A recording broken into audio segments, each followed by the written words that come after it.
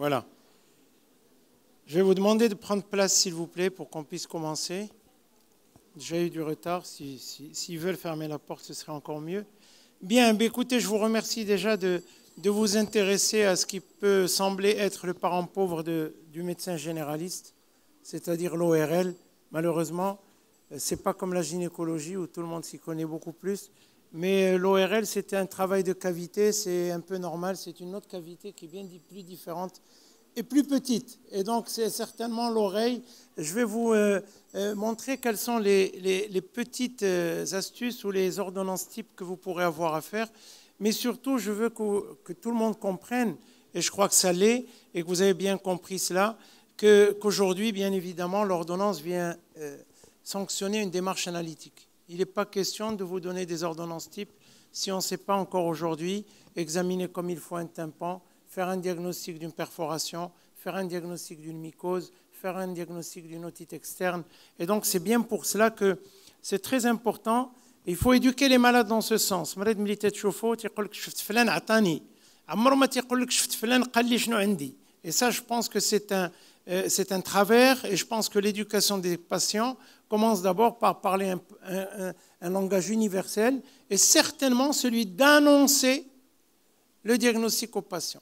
قال لي راه عندي البروده، قال لي راه عندي حريق دراس لا سينوزيت، قال لي راه عندي الى اخره. تيجبد لك خنشه ديال الدواء. Et très souvent, c'est bien ce qui se passe parce qu'on s'affaire beaucoup plus à ce qui est prescrit, beaucoup plus qu'à dans quelle mesure cette prescription a été faite. Donc d'abord, quel est votre diagnostic?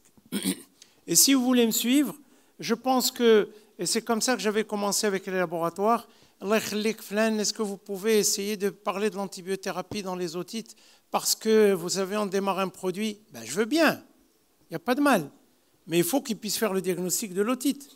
S'ils prescrivent votre produit dans un autre diagnostic, ils vont essuyer malheureusement un échec. Et donc, c'est peut-être le produit qui va encaisser. Et donc, c'est pour ça que j'insisterai, et pas longuement, mais j'insisterai, c'est fondamental pour briller et être parmi les meilleurs de ne pas voir votre cabinet fermé, non pas malheureusement par la loi, mais par désertification des patients, parce qu'ils vont se rendre compte que malheureusement, on n'est pas très axé diagnostic, on est plus dans le traitement symptomatique. Ceci dit, oui, je prescris, mais qu'est-ce que vous prescrivez? Qu'est-ce que vous prescrivez? Vous pouvez me dire ce que vous prescrivez dans vos ordonnances tous les jours? À main levée, oui? Des antibiotiques, très bien. Donc des médicaments, n'est-ce pas? Oui? Mais encore. Ce sont des médications. On parle de la même chose, n'est-ce pas? Antibiotiques, anti-migraineux, anti-machin, hormones, tout ce qu'on veut.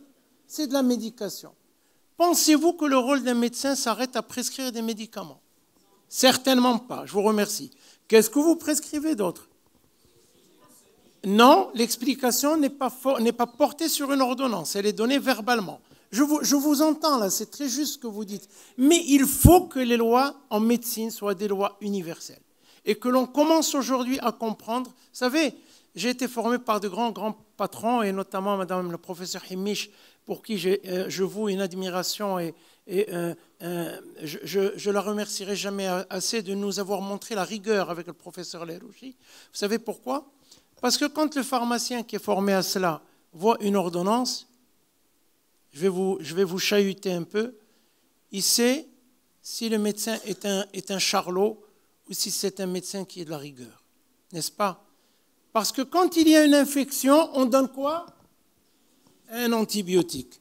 Donc quand vous voyez que l'antibiotique sur l'ordonnance est en 3e ou 4e position, vous vous dites dans votre tête, le médecin il est peut-être bon, mais il n'est certainement pas structuré. Donc voilà comment on apprend des choses élémentaires. La seconde chose, il a mal? Oui, un antalgique. Très bien. Les traitements locaux viennent à la fin, tout le temps. C'est une règle élémentaire dans la prescription médicale. Ça, c'est les médicaments. Attention, on peut en parler, ça pourrait faire l'objet d'un atelier à part entière. Mais encore, vous voulez me dire, les médications, on est d'accord? Mais encore, ça s'arrête là? Non, ça ne s'arrête pas là. Est-ce qu'il y en a un, doigt levé, peut me dire quelle est la modalité d'administration des gouttes nasales? quand je dis goutte nasale, la corticothérapie nasale. Ce n'est pas la corticothérapie inhalée. Attention, inhalée, c'est avec un souffle, on est d'accord? Nasal, c'est pchit, pchit, pchit, pchit. Hein? C'est un spray nasal dans les deux narines. Qui c'est qui peut lever le doigt et se mettre debout et me dire, quand il prescrit molécule X, je ne vais pas les citer, la modératrice qui arrive, c'est bien. C'est bien, on est dans les temps, c'est parfait. Non, mais je vous en prie, Lalla. Non, mais c'est pas grave, on a commencé avant vous, je suis désolé d'avoir enfreint déjà la coutume. Alors, après, dites-moi, comment vous prescrivez les gouttes nasales qui sont des sprays? Alors, quand je l'explique aux malades, qu'est-ce qu'il me dit? Ben, vous savez, personne ne m'a jamais dit ça. Mais c'est normal que personne ne vous a dit ça, parce qu'ils ne le savent pas. Et ils s'en foutent un peu de la façon avec laquelle vous allez le mettre. Et même le pharmacien qui n'est pas formé pour ça va vous dire « je c'est tout ce qu'il dit. D'accord? Et en plus, ce n'est pas lui. Lui, il est chargé à régler les problèmes immobiliers, n'est-ce pas? Mais c'est son technicien de troisième ordre qui ne sait même pas à peine lire et écrire. Alors vous vous rendez compte où est la situation. Alors comment vous mettez les gouttes nasales?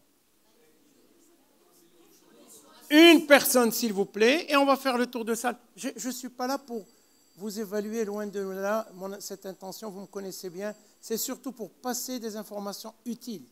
Moi, je dis tout le temps, si après mes conférences ou mes ateliers, il n'y a rien qui change dans votre pratique, c'est que j'ai été nul. Voilà le rôle d'un atelier. Ce n'est pas de venir vous dire blablabla, ce qui se fait dans les bouquins que vous voyez partout. Ça, avec Google aujourd'hui, là que vous avez le cours. Mais c'est pour vous donner peut-être des réflexes qui vont illuminer votre pratique quotidienne. Comment on met des gouttes nasales? Une personne, debout, s'il vous plaît. Je vais faire l'école, mais position ventrale, la tête en bas. Oui? Saïd. Merci. Merci. Très bien. Partout, c'est comme ça. On va aller chercher à pulvériser la lame externe des fosses nasales qui comporte le complexe turbinal, c'est-à-dire les cornées. Et il n'y a que les cornées, finalement, qui sont susceptibles, avec leur muqueuse, de réduire ou d'augmenter et de travailler. Si vous pulvérisez comme ça, vous tapez sur la cloison. Vous avez déjà entendu ça? Très peu, ou sinon peut-être dans une de mes conférences. Personne ne vous l'a jamais dit. Quand je dis aux malades, mais ça fait 30 ans que je suis allergique, ben oui, parce qu'on ne s'est jamais occupé de la façon avec laquelle vous allez prescrire. Et ça fait partie de votre prescription. Vous avez une perforation tympanique, il ne faut pas, vous le savez, aller au bain mort, mettre de l'huile, vous le savez. Ça doit faire partie des recommandations, ça doit faire partie de votre ordonnance. Et donc, médication, consigne, recommandation, s'il vous plaît. Voilà ce qui doit absolument être présent dans votre... les modalités d'administration, après le repas, à jeun ou pas à jeun, parce que ça ouvre des portes à des discussions qui ne doivent pas exister. Le pharmacien vous rappelle, le patient ne sait plus, avant, après, Roltilo qui fâche, etc. Tout est mentionné noir sur blanc. Quand les malades ne comprennent pas le français, je pense que ça existe beaucoup, ben vous pouvez le mettre et l'écrire en arabe si ça vous le dit et si vous avez le temps et les logiciels pour cela. Alors, médication, consigne, recommandation, s'il vous plaît, s'il vous plaît. Et puis la dernière, c'est celle-ci, que je mets au profit, et pour ceux qui me connaissent ici le savent bien, ce sont les sites médicaux. Je me suis beaucoup engagé, et on en parlait tout à l'heure avec un ami de promotion, pour voir combien les médecins aujourd'hui sont salis sur les réseaux sociaux. Et quand on voit combien, et là je vais me faire tout petit, autant je suis très grand et très fier d'être un médecin, et des fois je me fais tout petit parce que je refuse de croire que j'appartiens à cette dynastie. Pourquoi? Même parce qu'ils vont aller alimenter les petits groupes. Je cherche un médecin, je recommande et je ne recommande pas. Je vous apprends que je suis conseiller de l'ordre des médecins depuis peu. Et que nous sommes en train de travailler sur une charte universelle. Et cette charte-là va commencer en Europe. C'est celle de participer et d'infiltrer ces groupes qui me disent allez voir le docteur Intel, Beranzaran, surtout n'allez pas, machin, ce personnel est désastreux. Mais attendez, nous ne sommes pas un établissement d'hôtellerie. D'accord? Je pense qu'à un moment donné, chacun doit prendre ses responsabilités. Et commencer, je pense qu'on est en train de travailler sur cette charte-là. Et cette charte doit figurer sur tous les réseaux sociaux qui parlent malheureusement des confrères. d'accord, pour essayer de faire un peu de l'ordre dans... Alors, les sites d'information, c'est bien sur ça que je me suis arrêté. C'est-à-dire, au lieu de laisser le patient libre à lui-même et d'appuyer sur Google et d'aller partir dans des explications, il va venir vous interroger le lendemain, ben vous allez lui prescrire, quand vous pouvez, des renvois sur quelques sites. C'est encore mieux si c'est vous qui avez écrit la publication. Vous savez, moi j'écris beaucoup sur Internet et donc ça m'enrichit. Je lui donne le site et toutes les discussions sont là sur les régimes alimentaires post-amygdalectomie, sur la polypose naso-sinusienne qui est une maladie chronique, sur la maladie de Ménière qu'on verra tout à l'heure, quelles sont, etc. Donc ça, c'est fondamental parce que si vous pouvez aujourd'hui prescrire en plus des petits renvois à des sites Internet, mais vraiment très, très concis, pour que le patient ait plus d'informations sur sa maladie, surtout quand elle est chronique. Pardon ? Ah ben non, ils ne sont pas analphabètes. Croyez-moi qu'ils sont beaucoup moins analphabètes que vous le pensez. Parce qu'ils ont toujours quelqu'un dans la famille qui a fait le travail pour eux et qui leur explique. Donc au moins celui-ci, donnez-lui la chance de lire l'ordonnance et d'aller sur le site, n'est-ce pas? Bien, alors pourquoi j'ai appelé ça séance interactive? Ici, j'en profite pour remercier vraiment le groupe de MG Maroc et à sa tête Mme Mchichi Alami qui m'a gentiment convié à cela. Ben, c'est parce que vous oubliez tout ce qu'on vous dit, sauf peut-être quand on vous implique. Et c'est pour cela, j'espère qu'on vous a distribué. Oui, non? Non, personne? Vous avez tous vos cartons? Je ne les vois pas, c'est parfait. Eh bien, ces cartons-là, je vais vous mettre à l'épreuve et demander surtout de participer. Non pas pour vous interroger, vous voyez bien, mais beaucoup plus pour voir un peu quelle est la température dans la salle. Vous l'avez compris, vous avez un carton avec faux...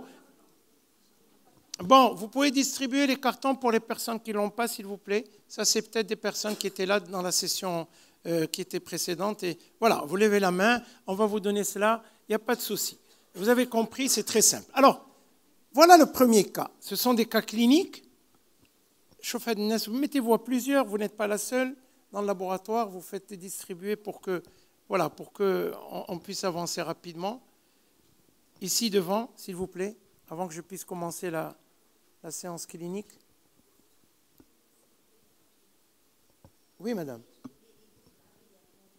قطر يد اليمنيه ترشع اليسار واليد اليسريه ترشع اليمين والراس محني لتحت. C'est pas simple, c'est pas compliqué du tout. Vous pouvez le faire même en berbère si vous êtes berbérophone, ça passe très bien. Non, mais c'est vrai. Attendez, on n'a pas inventé le fil à couper le beurre. Hein. Il faut dire juste la main droite pulvérise à gauche.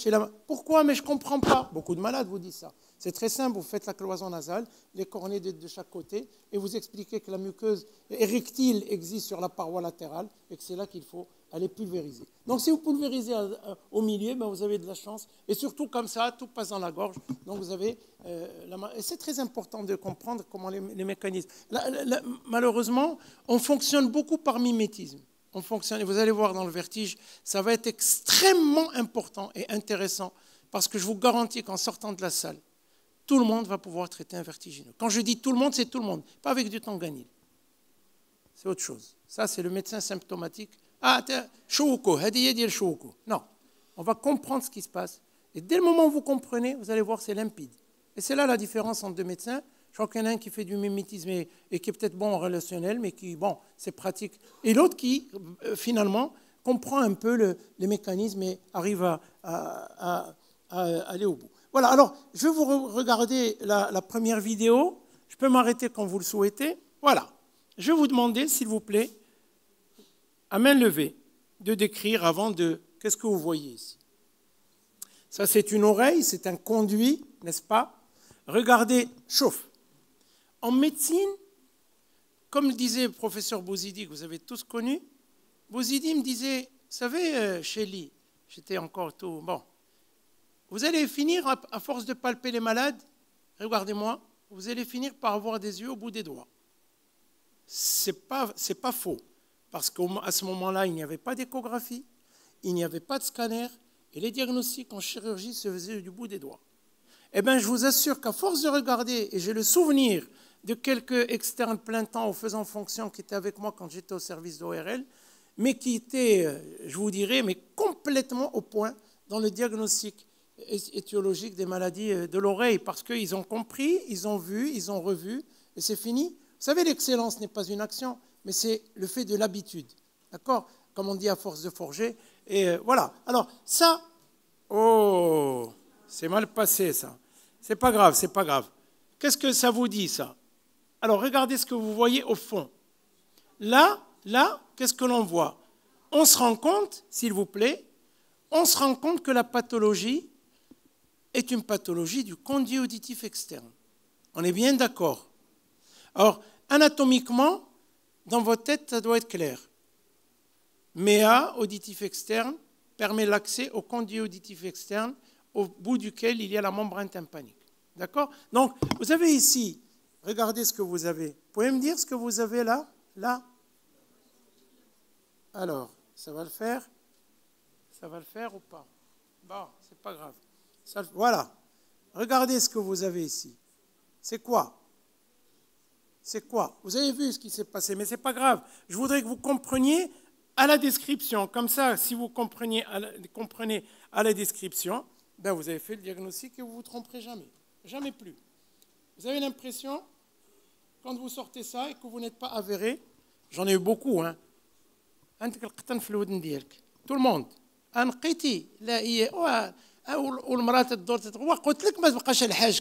Alors, bien évidemment, vous alimentez un peu toutes les manipulations, alors que là, le diagnostic est fait. Comment il est fait? Vous serez très, très gentil de mettre les téléphones pas en off, je ne me permettrai pas, mais au moins sous silencieux, s'il vous plaît. D'accord. Alors ensuite, vous avez cet aspect qui est là, qui est cotonoïde, n'est-ce pas? Oui, premier élément de diagnostic. Deuxième élément de diagnostic, je vais relancer la vidéo. Non, s'il vous plaît, attendez. Voilà, on les voit. Voilà, vous avez des petites boules noires ici qui sortent et on va mieux les voir. Ce sont tout simplement des spores mycéliens. Et quand vous avez l'association d'un aspect cotonoïde comme ça et de spores mycéliens, le diagnostic est très simple. C'est quoi? Oui, parce qu'il est comme ça. Quand vous sortez le Danone, je vous dis, c'est le terme, ils ont compris. Quand vous sortez un Danone et que vous le mettez vous l'entamez et que vous ne le mettez pas au frigo, je t'ai dit, t'es souf. C'est de la moisissure, tout simplement. C'est de la levure qui a poussé. Et dans le conduit, c'est forcément soit de l'aspergillus, soit d'une candidose, mais c'est très souvent de l'aspergillus niger. D'accord? Alors, voilà. Donc ici, 1, lésion du conduit, 2, aspect cotonoïde, 3, avec des spores mycéliens. C'est-à-dire, il ne faut pas avoir fait la NASA pour comprendre que c'est une automycose, une mycose du conduit. Très, très bien. Vous avez compris. On va la revoir de près, s'il vous plaît. Voyez, on voit bien le coton, hein? Voyez, on voit bien les spores. Malheureusement, comme le conduit est humide, des fois, ça gêne un peu la visibilité. Vous voyez même des filets. Vous voyez des filets, vous les voyez? D'accord? Exactement. C'est très important. C'est-à-dire qu'en fait, je ne vous le dis pas pour vous, mais vous êtes gentil de m'alimenter. Il faut faire très, très attention voilà, à ce que vous allez dire. Moi, des fois, je n'ai pas voulu le montrer, mais un jour, j'ai eu un insecte dans un conduit. On voit ça très souvent, n'est-ce pas? Un corps étranger animal dans un conduit. Le bonhomme, il faisait 1m90, hein, je vous assure. Et comme moi, je suis à l'étage, pour ceux qui connaissent chez moi, eh ben, il est arrivé comme ça. Et quand j'ai enlevé le cafard et que j'ai posé le cafard à bouger, je vous ai dit, 1m90, il m'a fait un choc vagal invraisemblable. Donc, vous méfiez-vous de ce qui va se dire. Alors, est-ce qu'on va laver l'oreille? S'il vous plaît, il y en a une qui me dit oui, il y en a un autre qui me dit oui, il y en a une troisième qui me dit oui, la majorité me dit non. Très bien. Ce sont des explications en cascade, très très bien. Est-ce qu'on donne une antibiothérapie? Vous avez vu qu'il y avait un point de pu, au fond, je vous alimente, un point de pu au fond de mon aspect endoscopique. D'accord? Est-ce que je donne une antibiothérapie? Oui ou non? J'ai 1 oui, 2 oui, 3 oui, 4 oui, 5 oui, mais c'est une majorité de non. Alors après, bien sûr, vous savez comment ça va se finir. Je ne vais pas vous donner le résultat. On va prendre quelqu'un qui a dit oui, il me dit pourquoi il a dit oui, là, parce qu'on ne fait pas les choses un peu n'importe comment. D'accord? Alors ensuite, on va donner un antifongique par voie générale. Et vous connaissez tous ces antifongiques, le diflucan, le triflucan, etc., pour ne citer que ceux-là. Oui, non, vrai, vrai, vrai, vrai, faux, mais une majorité de faux. Très bien. On a de très bons élèves et on en a de moins bons. Ça arrive partout. Mais en sortant d'ici, tout le monde doit être très bon. Là, on est bien d'accord. Bien. Vrai, faux, on a répondu. Ensuite, A, on va donner un antifongique par voie locale. Tout le monde a dit oui. Tout le monde, oui, il ne faut tromper pas de côté. Excellent, excellent, excellent, excellent, excellent. Alors, il y a beaucoup de questions qui vont se poser. Lequel et quelle voie, si c'est des gouttes, est-ce que c'est une pommade, est-ce que machin. Non, non, non, non, juste, on va en parler. Bien.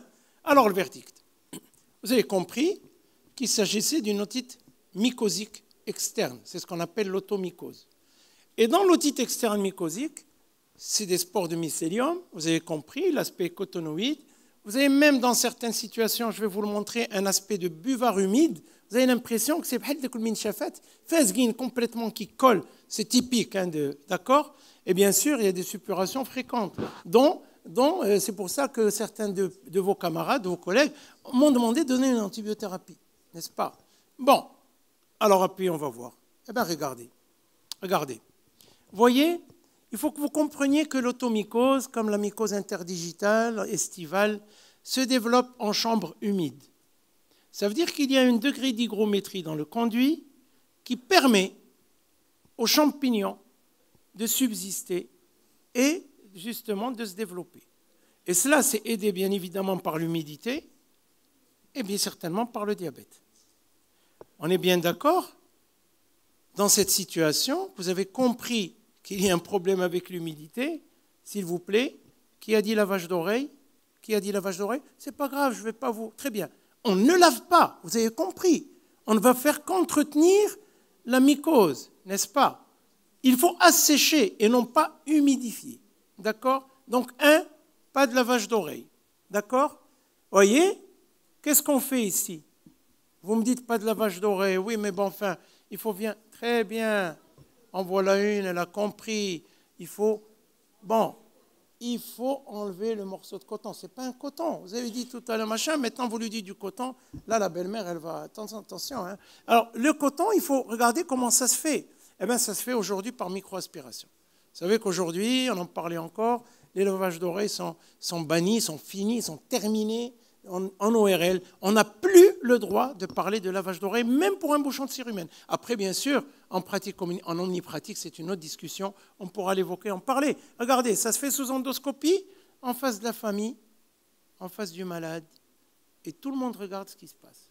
Quand le malade est fragile, vous regardez rapidement au niveau du front, en l'essuyant, qu'il ne vous fasse pas un petit choc vagal. Donc, pendant l'aspiration, mon assistante qui est là regarde, et puis à chaque fois, elle voit si le teint commence à changer, n'est-ce pas, pour faire une pause sur l'aspiration. Vous allez voir, ça demande un peu de temps, n'est-ce pas? Eh oui. Mais pourquoi je fais une aspiration? Et pourquoi je ne fais pas de lavage, s'il vous plaît? Parce que celui-là, s'il est à Talodent, je m'excuse pour ceux qui sont de la région, ou à Tiznit, absolument, c'est des régions magnifiques. Mais ils ne sont peut-être pas pourvus d'un ORL disponible pour cette microaspiration. Dans des centres de santé ou dans les hôpitaux publics, il peut se faire laver. Quel est le risque? Au-delà de ramener de l'humidité à votre conduit. Ben, le risque, c'est certainement, s'il vous plaît, qu'est-ce qu'il a le tympan? Perforation. Il la cause par le lavage ou la... Ben voilà. Ce qui est extraordinaire là-dessus, c'est que le malade voit tout ce que vous faites en direct. Et s'il y a une perforation derrière le magma, la perforation va apparaître. Comme on voit partout. D'accord? Sur le plan médico-légal, au plan médico-légal, c'est très important. Et donc, on ne lave pas pour cette raison-là, parce que c'est un problème aussi médico-légal. En lavant, même s'il y avait une perforation avant, le patient ne vous dira pas. Ils viennent, ils ne savent pas, vous savez. Et tiens, yak. Alors que vous voyez que la perforation, c'est de la chronicité, elle est là depuis des années. Et forcément, vous allez entretenir une surinfection. Première réflexion. La seconde, et c'est là où vous n'avez pas raison, c'est parce que quand le tympan est perforé, ben, il y a une gamme d'antimycosiques locales que vous n'avez pas le droit de mettre. qui vont altérer l'audition, qui vont brûler la muqueuse. Donc, vous avez votre ordonnance automycose externe isolée ou automycose externe avec perforation tympanique. On s'entend bien? Parfait. On passe. Alors là, vous fondamental. Parce que la microaspiration, c'est 80% de la guérison. D'accord? Et donc, vous allez avoir des malades, malgré le traitement local, ben, ne vont pas mieux parce que l'humidité, le pH, le diabète, beaucoup de facteurs. Donc, pour ces patients-là, vérifiez quand même à 3 jours ou 2-3 jours que le conduit est propre et que, bien évidemment, les symptômes sont amendés parce que ce patient-là ne dort pas. Ils ont des otalgies atroces. D'accord? C'est des otalgies. Alors, que comprendra votre prescription? Une microaspiration? C'est pour ça que, bon, allez, on va dire l'ORL est un peu privilégié, d'accord? La seconde, c'est l'antifongique topique local. Quand je dis topique, ce n'est pas les crèmes, s'il vous plaît. On a vu beaucoup de choses. On pense que c'est un champignon comme celui qu'on a entre les doigts. Bien sûr, entre les doigts, mais on va mettre une crème, on va mettre une pommade, mais dans le conduit, ce n'est pas possible. Vous savez pourquoi ce n'est pas possible? Parce que vous ne voyez pas ce que vous faites, et puis vous allez oblitérer le conduit. Et quand vous oblitérez le conduit, ben vous allez réveiller encore plus l'humidité à l'intérieur de ce conduit-là. Les recommandations, bain mort non recommandé, éviter le coton-tige. Je crois qu'il faut être ferme. Hein. On ne veut plus entendre ça. Le conduit est humide, il va malheureusement encaisser l'humidité. Eh ben, il y a toujours de la vapeur qui va aller, même encore plus s'il ferme le conduit. Là, elle a tout compris. D'accord? Méfiez-vous, soyez auprès de vos patients. Évitez le coton-tige, protection de l'oreille pendant la douche, bien sûr.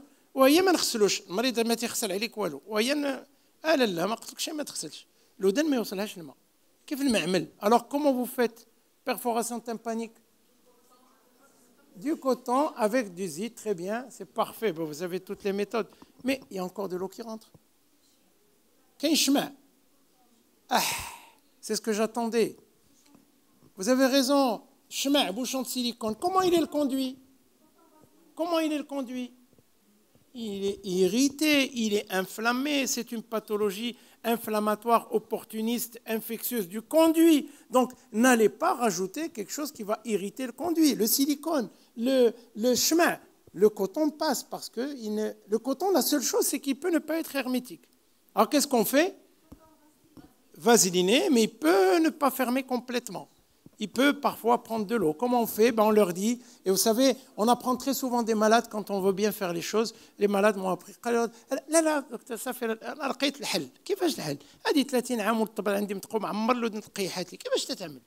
Vous vous rendez compte? Eh bien, ils prennent des verres, ils placent des verres au-dessus de l'oreille.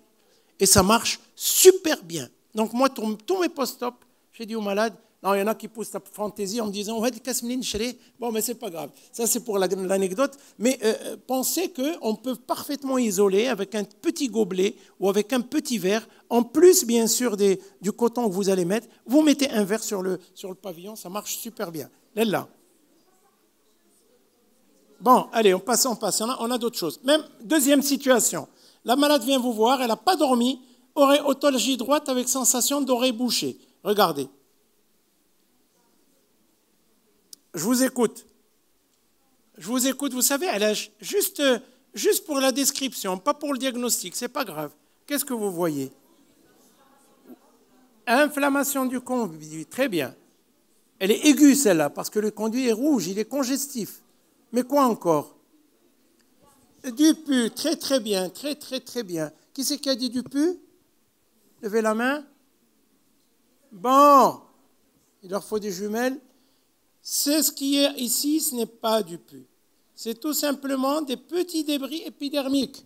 Et c'est là où le malade va vous dire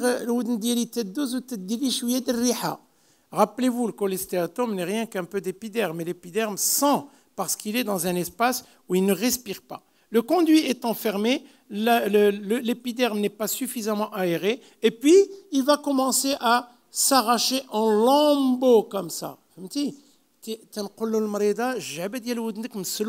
Et c'est exactement ça. Et quand elle voit ça, elle a tout compris. D'accord? Quand vous rapprochez le mystère du patient, c'est très simple. Après, le patient suit bien les consignes, il comprend ce que vous faites. C'est une otite externe diffuse. Donc là, je crois que vous n'allez pas faire la même erreur. Tout le monde va lever la main en disant « Ah oui, bien évidemment. La malade a une conduite qui est complètement ulcérée, irritée, mais en plus, vous allez laver. C'est pas dit. Hein. Antibiothérapie? Ben, écoutez, vous avez déjà la main fatiguée? Oui, non? Ça fait, non, on a les autres là qui dorment. Ce n'est pas la pause, ce n'est pas le déjeuner, on va vous libérer après. Il y en a qui ne donnent pas d'antibiothérapie. Oui? Il n'y a pas de pu. Oui? Bon, on va en parler. Vrai, faux, la majorité, ou je crois que c'est 50-50. Il y en a beaucoup qui donnent. Oui, ce côté c'est non, de l'autre côté c'est oui. Très bien, superbe, on va en parler. Antibiothérapie par voie locale. Vous savez, il y a beaucoup d'antibiotiques par voie locale. Très bien, parfait. Il y en a un seul qui ne donne pas, ou une qui ne donne pas. D'accord. Tout à l'heure, on a vu une automycose. S'il vous plaît, je reviens dessus. Et l'automycose peut être surinfectée. Et je n'ai pas répondu à la question. Et là, avec l'antibiotique, Et quelqu'un m'a dit, il y a du pu antibiotique. Oui, automycose suppurée, surinfectée. Quelle est la place d'antibiotique? Zéro. On met un antibiotique. Qu'est-ce qu'on fait? On va isoler les germes, tout ce qui est sensible à l'antibiotique. L'aspergillus niger. Méfiez-vous, vous permettez, mais pas la colonisation, l'exacerbation imminente des colonies de spores. Et donc, il ne faut absolument pas, c'est Khadili. Même s'il est diabétique, encore plus, c'est un facteur de risque supplémentaire. Donc, c'est traitement local, on parle bien d'otite mycosique, on va parler d'autres choses après. Traitement local, microaspiration. Antalgique s'il y a de la douleur. C'est tout ce à quoi ça s'arrête et jamais d'antibiotiques. Vous le savez, encore moins de corticoïdes. Mon Dieu, on voit des choses. La corticothérapie, vous donnez de la corticothérapie. Là, qu'est-ce qu'il fait l'aspergillus niger? Il siffle, il appelle ses collègues et ils rentrent tous et ils vous foutent un peu le conduit et sont dessus-dessous. D'accord? Faites attention. Antibiothérapie par voie locale? Oui, non? Allez, les réponses doivent être rapides. Oui, non? Vous n'avez pas le carton? Très bien. Parfait, tout le monde. Autre procédé? Connaissez un procédé? Non? Oui? Qu'est-ce qu'on fait? Vous ne savez pas? Vous ne le faites pas? Anti-inflammatoire? Vous ne le faites pas? D'accord. Bon. J'ai une question à vous poser. Et celui qui répondra aura peut-être un prix Nobel. Peut-être. Ce n'est pas moi qui le donne. Hein. Je ne plaisante pas. Est-ce qu'une fois, vous vous êtes posé la question, en vous demandant, madame, monsieur, tout le monde, quand vous mettez des gouttes, ces gouttes passent où? Est-ce que vous vous êtes posé une seule fois la question? Eh bien, vous savez, il y a énormément de travaux là-dessus. En disant, comment est-ce que je vais peut-être poser les gouttes? Est-ce que je les mets en étant couché? Est-ce que je mets un coton après? Est-ce que, évidemment, parce que quand vous avez une inflammation, ce n'est pas uniquement le plancher du conduit qui est inflammé. Or là, regardez, je suis en face de vous, je mets les gouttes vont passer le long du conduit, parce qu'il y a la gravité. Donc toute l'inflammation que vous avez autour, ça ne va jamais l'atteindre. Donc il faut que vous réfléchissiez peut-être, et ça c'est magnifique. Si vous savez faire ça, ben vous allez apprendre à le faire. Vous allez guérir la totalité des patients très vite. Ils vont être contents parce qu'ils vont dormir le soir même. Hein? Ça, c'est une pathologie estivale. Il n'y a pas un week-end ou un jour de semaine où on ne va pas arriver 3-4 patients directement de la plage pour des otites externes.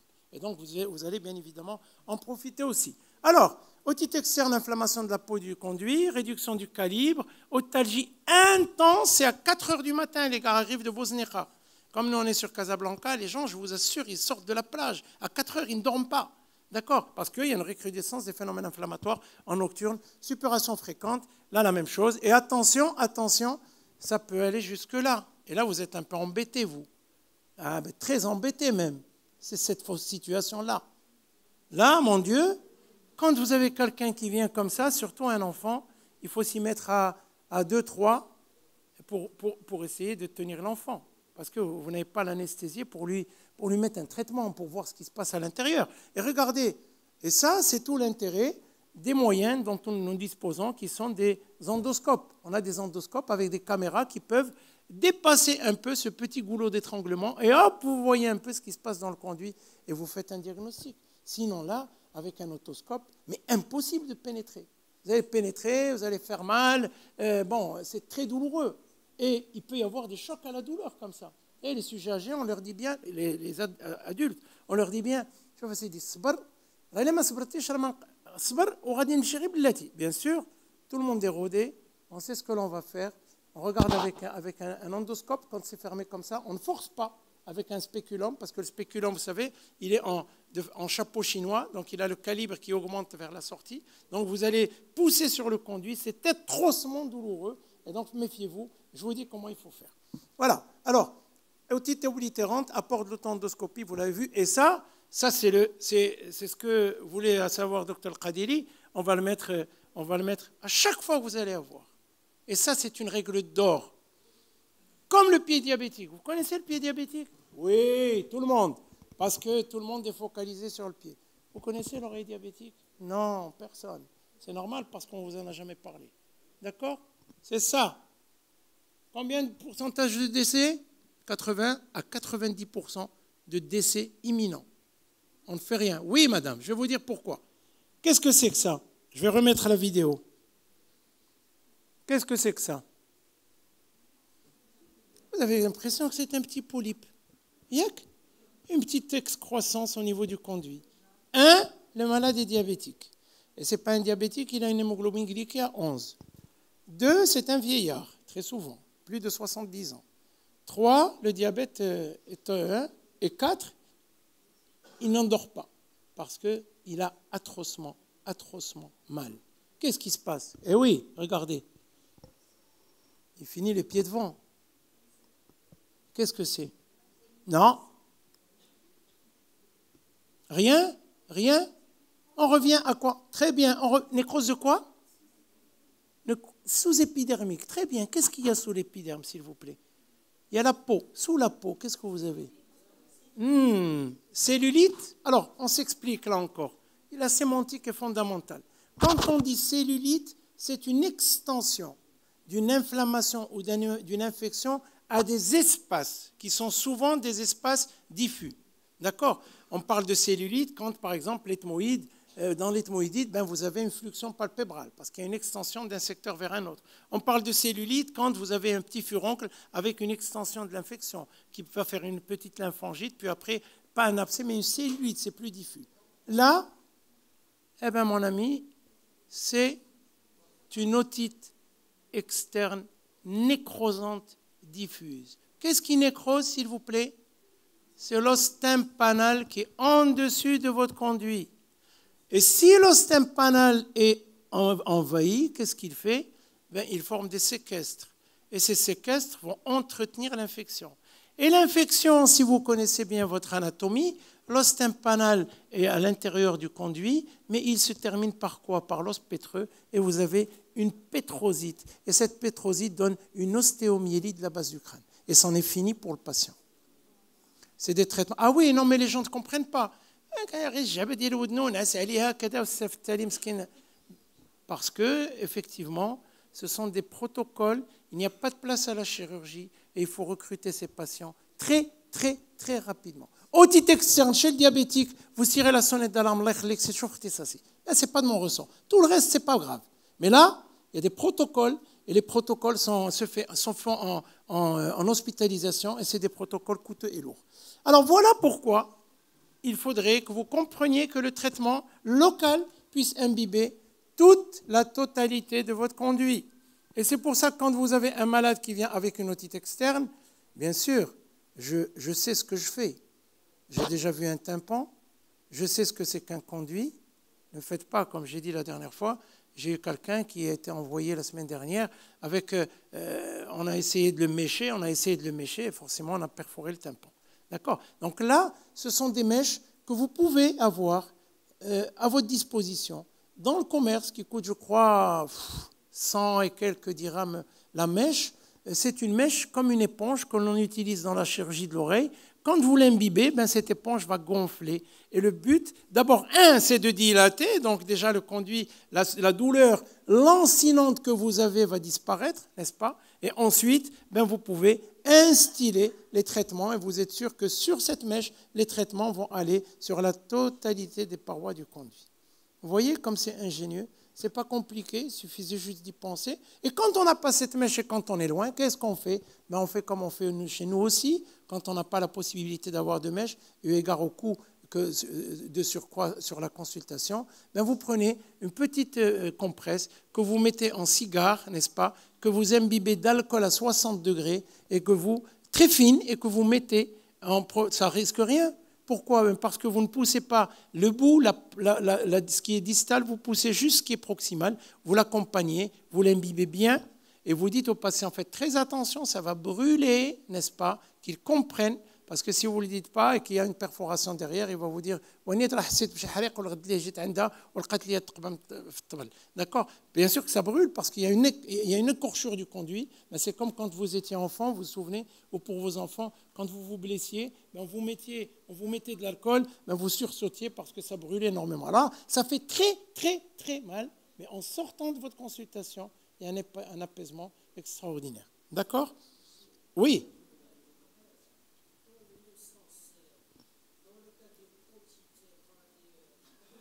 Oui, oui, même. On ne pense pas, Sir Kadili, on ne pense pas, on met en place des algorithmes qui sont des algorithmes universels, qui sont décrits dans les recommandations universelles de toutes les sociétés savantes d'ORL.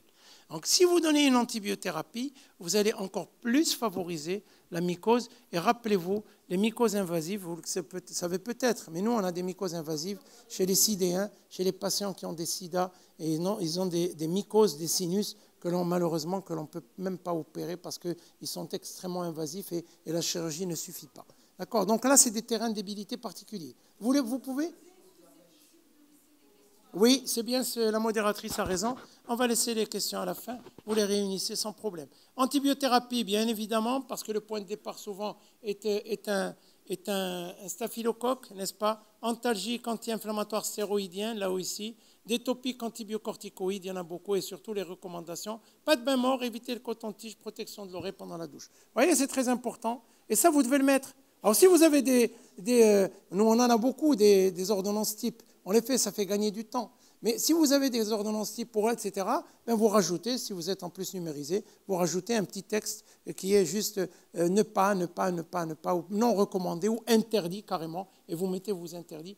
Ça vous prend 10 secondes de l'écrire, mais en plus, ça va vous donner une stature bien plus rigoureuse que... En résumé, l'oreille est douloureuse, le nerf auditif est réduit de calibre, la pression douloureuse du tragus, c'est une otite externe, et je pense que vous n'avez pas besoin de schéma là-dessus, et il faut absolument, absolument viser les antalgiques parce que c'est extrêmement douloureux.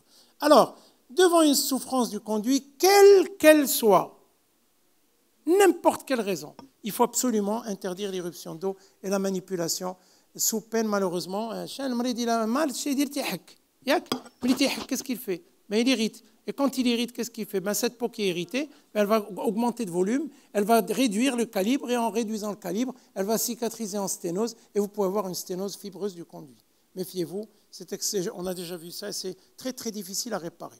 Alors là maintenant, on voit ça tous les jours, au Stade Salfrani, d'accord? On voit ça régulièrement, d'accord? Ça c'était en plus le fils d'une consoeur qui arrivait en étant effaré, en me disant qu'est-ce qui se passe?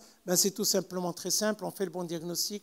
Regardez, on est bien sur le côté gauche, c'est un tympan gauche, et comme la majorité est droitière, d'accord, donc la gifle se prend à gauche, du côté gauche. Donc quand c'est une oreille gauche, attention, vous allez être demain au cœur d'une querelle conjugale ou d'une dispute de quartier, d'une rixe, et vous devez apporter votre expertise en tant que médecin qui a reçu le patient en urgence. شنو شفتي؟ واش هاد التقبه هذه جديده ولا قديمه؟ parce que le malade, عرفتي ديالنا l'assurance والدعاوي والقيامه وهذا. Donc vous, il faut absolument vous couvrir. Il y a la perforation sèche ديال دابا, il y a la perforation القديمه اللي غير الضربه جات موراها. D'accord? Méfiez-vous, faites attention. Côté gauche, perforation à berge brisée, on le voit très bien sur la perforation antérieure qui est là. C'est une oreille gauche. D'accord? Et puis surtout, vous avez du sang frais. Vous voyez le sang frais ici, on le voit bien. Ça, on voit bien que c'est frais tout ça. Et puis un élément qui ne trompe pas, c'est lequel? Et c'est sur celui-là qu'il faut que vous insistiez et que vous compreniez. Ben, c'est le signe du rideau. Vous allez le voir, perforation traumatique. Le signe du rideau, c'est quoi? C'est ça, regardez. Vous voyez? C'est-à-dire qu'avec la gifle, il y a un blast auriculaire et le tympan s'est perforé et il s'est retourné, exactement comme un rideau. D'accord? Et vous le voyez bien ici. Et malheureusement, ben, vous ne pouvez pas le laisser comme ça. Si vous le laissez comme ça, il y a de fortes chances pour que d'abord la perforation est large, elle ne va peut-être pas se refermer. Et si elle se referme, maintenant c'est éversé à l'extérieur, ce n'est pas grave, mais des fois c'est à l'intérieur. Et si l'épiderme se retrouve à l'intérieur de l'oreille, vous faites quoi? Bon, au moins, c'est bien. Un cholestéatome de l'oreille moyenne qu'il ne faudrait pas. Signe du rideau et le reste du tympan, attention aux osselets. Vous donnez des gouttes auriculaires? Oui, Dieu vous entende, c'est très bien. L'urgence, tous les jours. Mais ce n'est pas vous. Je parle des autres, ce n'est pas grave. Ah ben on voit ça, attendez, c'est dramatique. Qu'on continue aujourd'hui à voir dans des urgences, et des fois ce n'est pas vous. Attendez, une épilepsie, pas de goutte auriculaire, non autotoxique.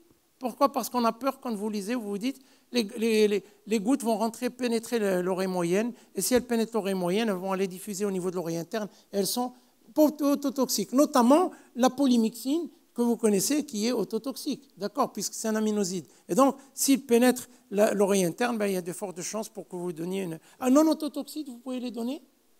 S'il n'y a pas de gouttes autotoxiques, ouais, vous avez des gouttes par exemple huileuses ou d'autres, vous pouvez les donner? Personne? Ça y est? Ben oui, il est presque 1h moins quart, et donc l'heure du repas approche. Allez, un peu de nerf. Non? Oui? Bon, non. Une antibiothérapie à large spectre?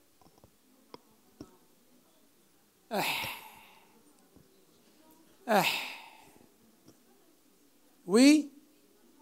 Eh bien, oui, non, mettez vos cartons pour que je sache ce qui se passe, s'il vous plaît. Ça fait un peu puéril, mais la majorité, il y a 3-4 personnes qui vont donner un antibiotique. Alors, ils vont devoir s'expliquer devant la loi et la médecine. Hein, c'est pas, hein. Pourquoi donnez-vous des antibiotiques, s'il vous plaît? Parce qu'il y a un risque infectieux, pour prévenir. Bravo. Bravo. Alors, vous pouvez me dire quelle est la définition de l'antibioprophylaxie en médecine? Antibioprophylaxie. Combien vous en connaissez déjà?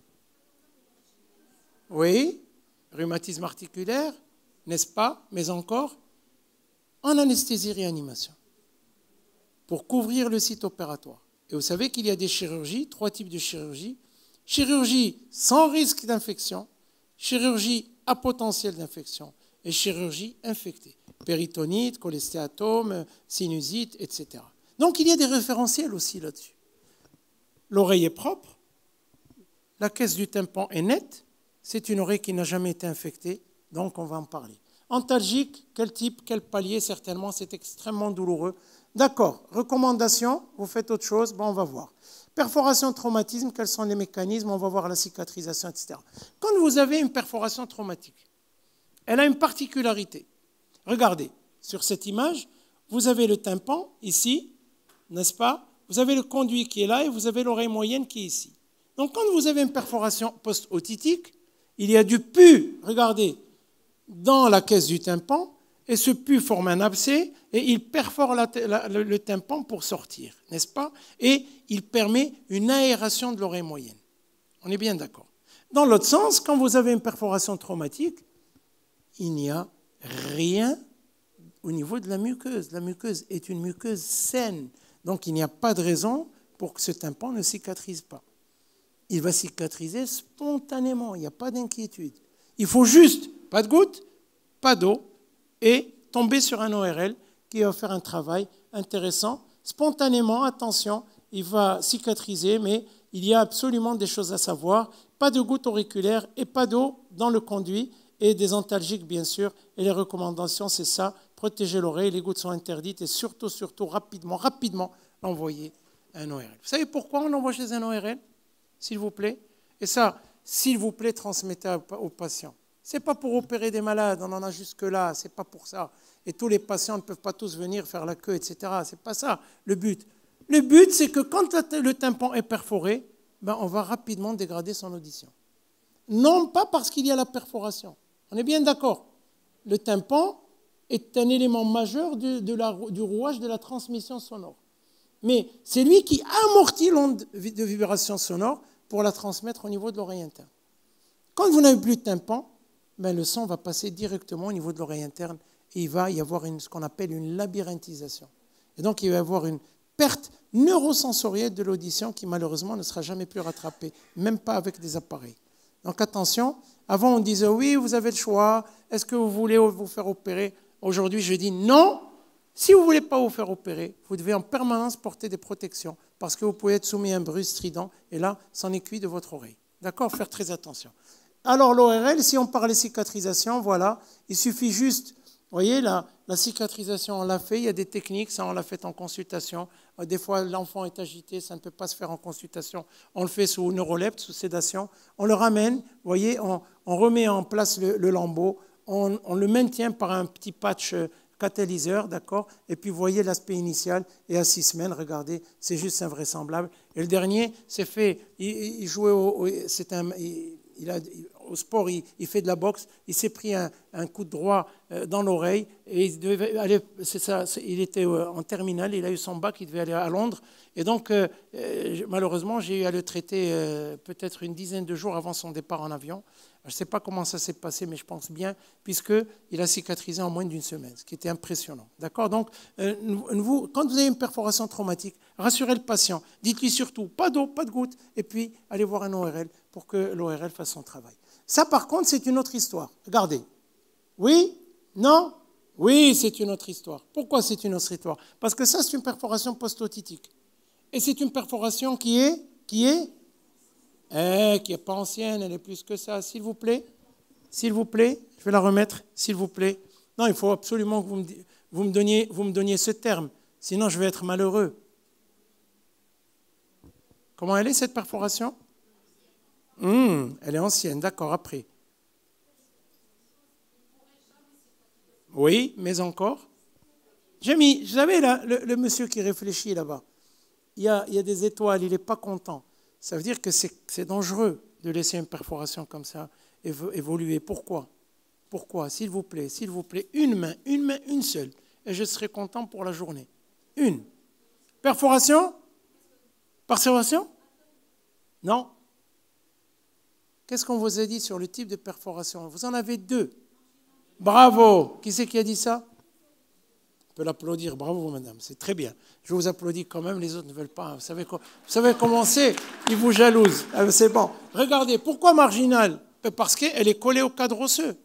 Une perforation qui serait ici, proche du manche du marteau, ou laisser un petit liseré, comme ici, un reste de tympan, ben, il n'y a pas de problème. Par contre, celle-là, elle colle le cadre. Regardez l'insertion du tympan ici. Ben, vous n'avez absolument aucun liseré. Et quand il n'y a pas de liseré, qu'est-ce qui se passe, s'il vous plaît? Là, c'est la plastie, c'est notre affaire. Mais bon, pourquoi vous avez de vous inquiéter? Ah, Allah yakhlik. C'est chaud, ça, c'est يمكن يفتح لك. علاش? Oui, très bien. Parce que il n'y a pas de rempart à l'épiderme. Vous avez une grosse perforation marginale. L'épiderme du conduit, qu'est-ce qu'il fait? Ben, il se régénère en permanence. Vous avez le Schorfluden en permanence. C'est l'épiderme qui se renouvelle. Donc, quand la perforation est au centre du tympan, vous avez le reliquat tympanique, les restes du tympan qui gênent parce que le tympan, l'épiderme ne peut pas sauter et rentrer. D'accord? Il va avoir un rempart. Par contre, le conduit, l'épiderme du conduit ne va pas trouver de difficulté à passer de façon linéaire à l'oreille moyenne et vous allez avoir une perforation marginale, suspecte d'infiltration cholestéatomateuse. D'accord? C'est là où il faut absolument, perforation marginale, elle est sèche, fond de caisse et non inflammatoire, elle-ci est dangereuse parce que l'épiderme peut... Alors, antibiothérapie, goutte auriculaire, recommandation, on va venir à tout cela. Attention à la migration épithéliale, d'accord?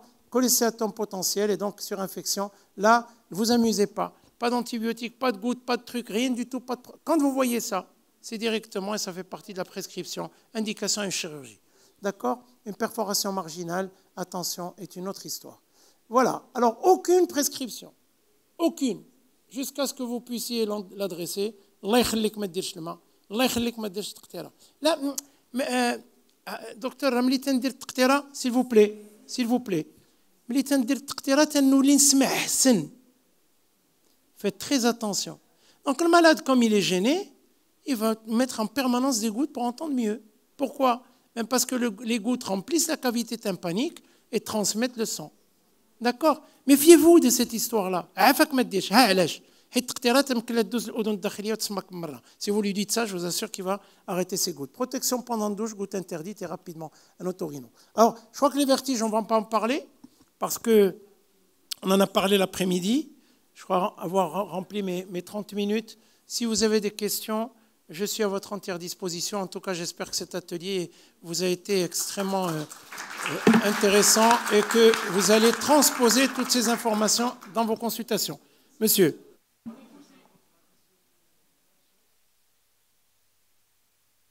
Micro, s'il vous plaît, là. S'il y a un micro à donner.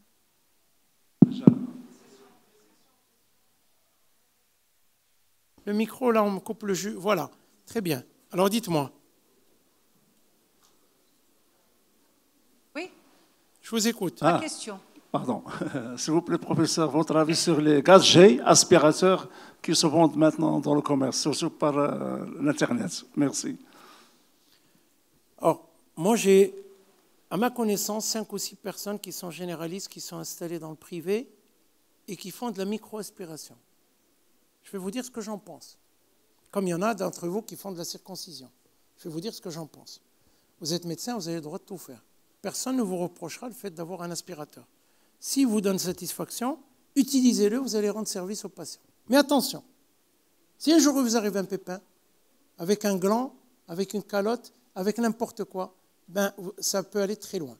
Et ça peut salir votre réputation. Donc, moi je dis, essayez-les, je n'en ai absolument aucune idée de ce dont vous parlez. Mais si vous pouvez avoir un aspirateur et que vous venez, qu'on vous montre comment est le conduit, comment vous vous orientez, comment vous vous placez, l'ergonomie pour aspirer. Là aujourd'hui on aspire, on peut vous le dire, sous endoscopie. Avec une main, vous avez l'endoscope, avec l'autre, le patient regarde parce qu'aujourd'hui on opère l'oreille sous endoscopie. Donc on a la main, on a l'habitude. Mais ça demande, là encore, une courbe d'apprentissage. Et si on sait le faire, sans blesser le conduit, bien sûr. Parce que combien de perforations, de lésions du conduit on a eu après lavage? Pourtant, le lavage, c'est banal. Hein, on met ça, on est content quand on a le cérumen, le bouchon dans le haricot, mais il y a quand même des lésions d'irritation sur le conduit, sans compter ceux qui sont sur le tympan.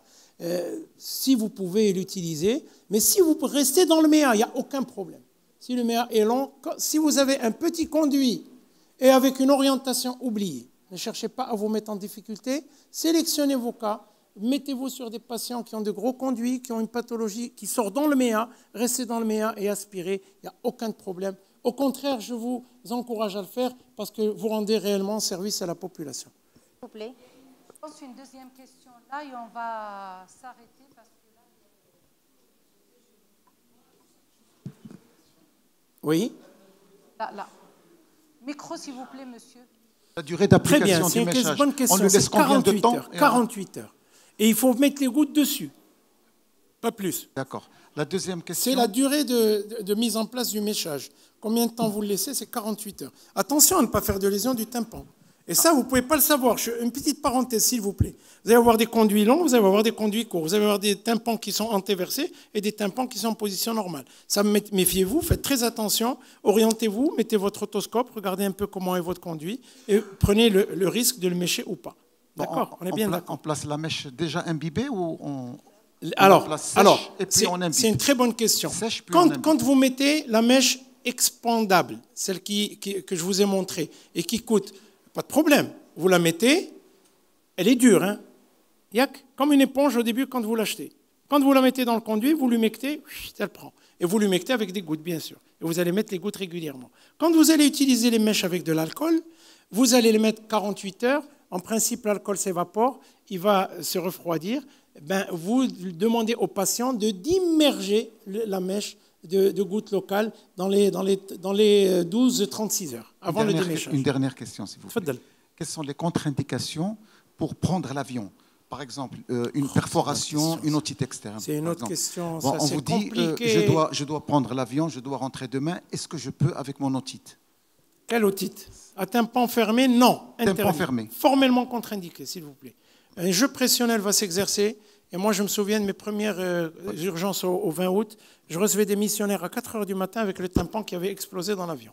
Non, il y a un jeu pressionnel. La trompe d'Eustache a un rôle permanent au cours de l'avion. Surtout quand vous descendez à l'atterrissage, elle va s'ouvrir pour permettre d'égaliser les pressions. S'il y a du liquide dans l'oreille moyenne, le jeu de pression ne se fait pas et vous avez des risques majeurs. Par contre, quand il y a une perforation, ou quand il y a un aérateur transtympanique chez un enfant, au contraire, c'est une aubaine, puisque l'aération se fait directement par le biais de cette perforation de cet aérateur. S'il vous plaît, juste pour les anti-inflammatoires locales. Excusez-moi, donc je Aucune. pense que... Après, ben, vous avez vu que ça a attiré énormément Oui, de discussions. vraiment. Donc là, ça devrait être la dernière. Je suis désolée pour mes confrères.